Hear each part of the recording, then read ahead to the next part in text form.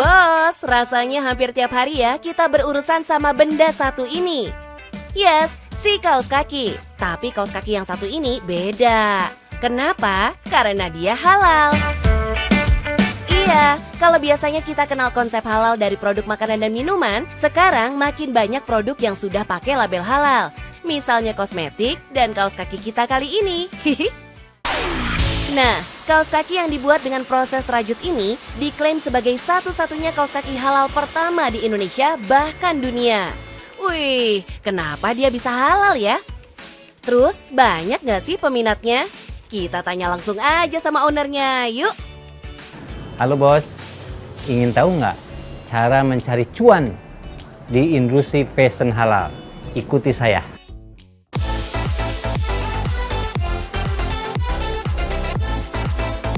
Nah, Pak Iwan ini emang pengusaha sejati bos. Berbagai bidang udah pernah ia jajal. Nah, di tahun 2011 bersama sejumlah rekanan, ia mulai nih bikin bisnis kaos kaki dengan berbagai jenis, fungsi, dan desain yang nyaman dipakai. Pertama dari bahan yang berkualitas, karena banyak kaos kaki itu problemnya kadang-kadang cepat rusak dan kadang-kadang bau. Berarti kan kualitasnya harus bagus, benangnya bagus, gramasi kepadatannya juga bagus karena itu menyangkut kekuatan. Nah, setelah itu kita baru masuk ke fungsi, Pak. Maka lahirlah kaos kaki jempol, lahirlah kaos kaki wudhu. Ini sih beneran bisa jadi solusi buat banyak orang ya. Pantes aja penjualan terus meroket. Apalagi sertifikat halalnya dikeluarkan Majelis Ulama Indonesia, HQ, dan Halal Assurance System Status. Lengkap kan? Pak Iwan, kita jadi penasaran. Kok bisa dinyatakan halal tuh? Dilihat dari apanya aja sih? Pertama dari bahan baku. Yang kedua proses produksi. Yang ketiga lingkungan industri. Si benang itu kan agak kasar ya kalau dari keringat. Nah, untuk menghaluskan itu ada cairan, softener. Nah, softener itu ada yang dari bahan hewani, ada yang dari bahan non hewani gitu ya. Yang hewani itu kebanyakan dari yang tadi yang najis ya gitu bahannya. Kemudian yang dari nabati, kita kebetulan yang nabati dari tumbuh-tumbuhan. Itu yang menjadikan produk kita halal. Detail banget ya, sampai bisa menyandang status halal ini. Calon konsumen dari berbagai kalangan jadi makin punya banyak pilihan nih. Apalagi kaos kaki kan hampir tiap hari kita butuhkan buat melindungi kaki dari bakteri dan jamur. Biar nggak bau, bos.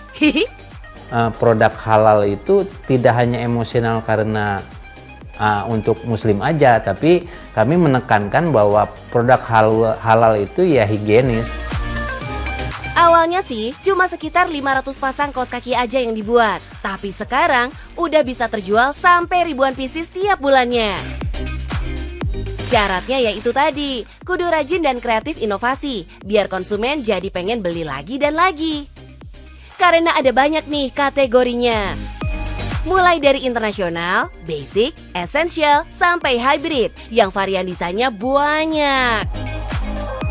Misalnya nih, varian everyday yang bisa dipakai tiap hari dan bebas bau.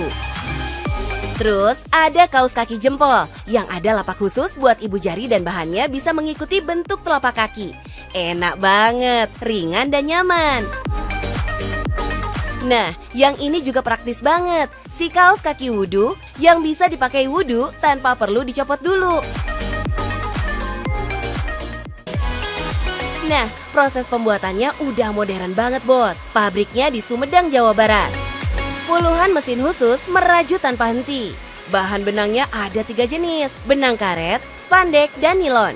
Bahan spandek ini yang bikin kaos kaki jadi elastis.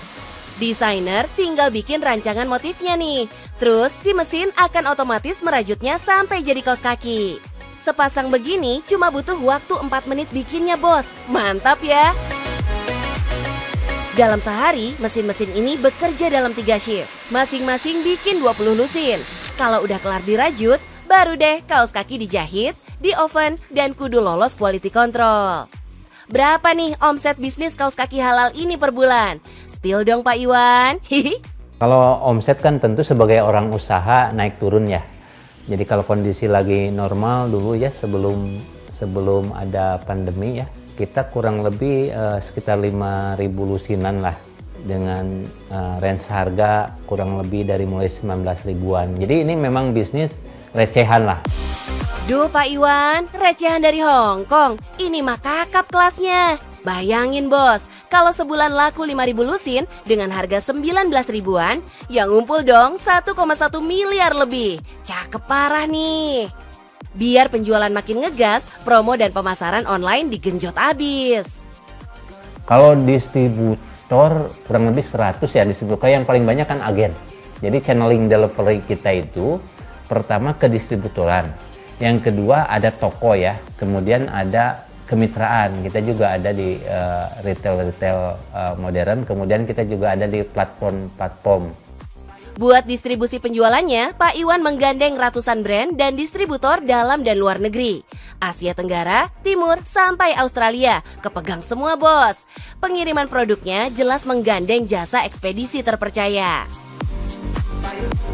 Namanya pengusaha, pasti gesit banget ekspansinya. Sekarang, Pak Iwan juga udah punya produk jilbab, inner, bahkan pakaian dalam bos. Jempol deh Pak.